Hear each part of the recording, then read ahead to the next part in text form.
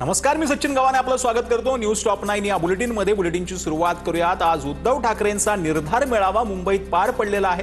त्या संदर्भातल्या टॉप 9 बातम्या पाहूया। मर्दाची औलाद असाल तर खुल्या मैदानात या, नाही तर वोट चोरी कराल। मुंबईतून उद्धव ठाकरेंचं आव्हान। मुंबईत व्हीव्हीपॅट नसणार असं म्हणणाऱ्या निवडणूक आयोगाला शिक्षा झाली पाहिजे। बोगस मतदार यादीवरून ठाकरेंचा हल्लाबोल। मतदार याद्यांबाबत विरोधक गंभीर नाहीत, निवडणुकांमध्ये पराभव होणार म्हणून विरोधकांचं कव्हर फायरिंग। ठाकरेंच्या मेळाव्यावर मुख्यमंत्री फडणवीसांचा टोला। भाजपा म्हणजे स्वयंघोषित देशप्रेमींची बोगस टोळी। इथं आत्मनिर्भर भाजपा होत नाहीये, लोक चोरावी लागतायत। उद्धव ठाकरेंची टीका। आगामी स्थानिक स्वराज्य संस्थांच्या निवडणुकीत विरोधकांचा सुफडा साफ करा, दुर्बीण लावूनही सापडता कामा नयेत। मुंबईतून अमित शहांची गर्जना।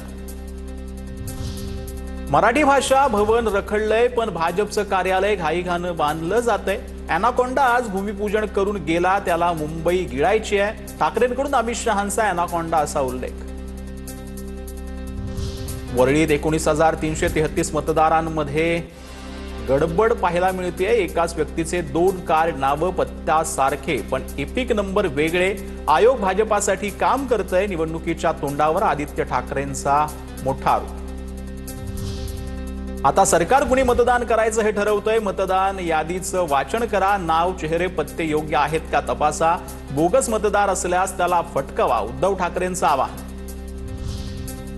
गोमांस खाऊनही किरण रिजिजू मंत्रिमंडळात बसतात। भाजपचं हिंदुत्व गोमूत्रधारी आहे, उद्धव ठाकरेंची जोरदार टीका। देशात जीएसटी कमी केल्याचा उत्सव साजरा केला जातोय। आधी पाकिट मारला आणि नंतर जीएसटी कमी केला। जीएसटी वरून उद्धव ठाकरेंचा केंद्र सरकारवर निशाणा।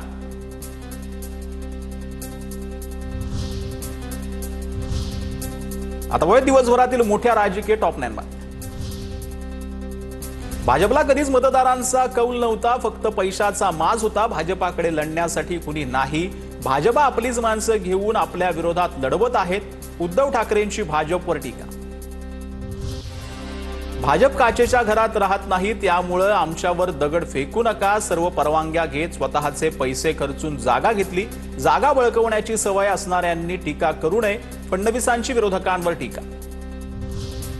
शिवसेनेनं कुबड्या दिल्या म्हणून भाजपा इथपर्यंत आली। कुबड्या दिल्या नसत्या तर भाजपा पक्ष दिसला नसता। संजय राऊतांची टीका। तर मित्र म्हणजे कुबड्या नसतात, फडणवीसांचं राऊतांना प्रत्युत्तर।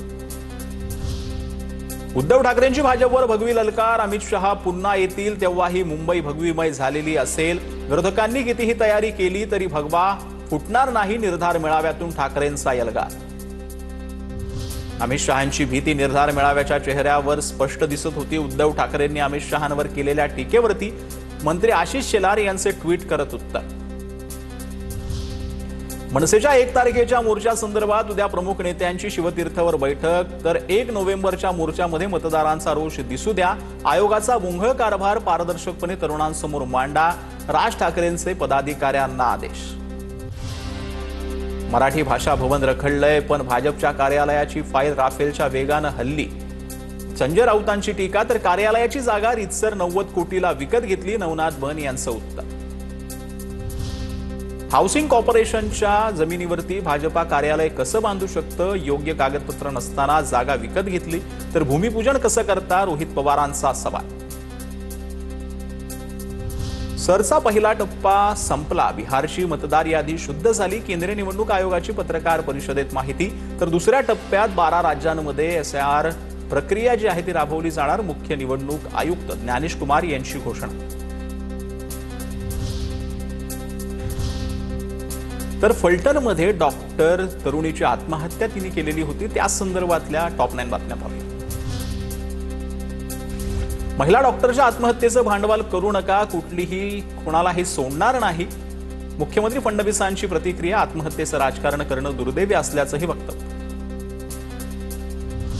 रणजित निंबाळकरांकडून ऊसतोड मजुरांना मानसिक त्रास आणि मारहाण, सुषमा अंधारेंचा आरोप। फलटणमधील पोलीस स्टेशन कोण हाताळत आहे, महिला डॉक्टर आत्महत्येवरूनही हल्लाबोल। रणजित सिंह निंबाळकरांकडून सुषमा अंधारे आणि जयश्री आगवणेंना नोटीस, 50 कोटी द्यावे आणि 48 तासात माफी मागावी अशी नोटीस पाठवली निंबाळकरांचे वकील धीरज घाडगेंची माहिती. जानेवारी-मार्च दरम्यान महिला डॉक्टरचा आरोपी बदनेंसोबत संवाद, दोघांची एकामेकांविरोधात तक्रार, आत्महत्या करेन असं महिला डॉक्टरनं बनकरला सांगितलेलं चाकणकरांची माहिती. फलटणमधील महिला डॉक्टर आत्महत्या प्रकरणी रमेश पाटलांचा रणजित निंबाळकरांना फोन. डॉक्टर महिलेला न्याय न मिळाल्यास तुम्ही फटके खाणार, रमेश पाटलांची निंबाळकरांना धमकी. साताऱ्यातील महिला डॉक्टरच्या आत्महत्येपूर्वी प्रशांत बनकर, गोपाल बदनेशी व्हॉट्सअपवरती संवाद, सुसाईड नोटमधील महिला डॉक्टरचा हस्ताक्षर तपासणार. फलटण प्रकरणाची SIT मार्फत चौकशी व्हावी, माजी खासदार जोगेंद्र कवाडेंची मागणी.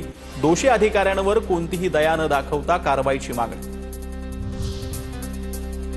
मृत डॉक्टर तरुणीनं आरोपी बदनेवर अत्याचाराचा मोघम आरोप केल्याचा आरोपीच्या वकिलाचा युक्तिवाद. गोपाल बदनेचा पोलीस कोठडीला, आरोपींच्या वकिलाचा विरोध. आरोपी गोपाल बदनेला 5 दिवसांची पोलीस कोठडी. पीडित डॉक्टर तरुणीची आत्महत्या नसून संस्थानात्मक हत्या. पीडित तरुणीवर पोलीस प्रशासन, लोकप्रतिनिधींचा दबाव होता. अनेक महिन्यांपासून ती असुरी शक्तींविरोधात लढली. जितेंद्र आव्हाडांची फेसबुक पोस्ट.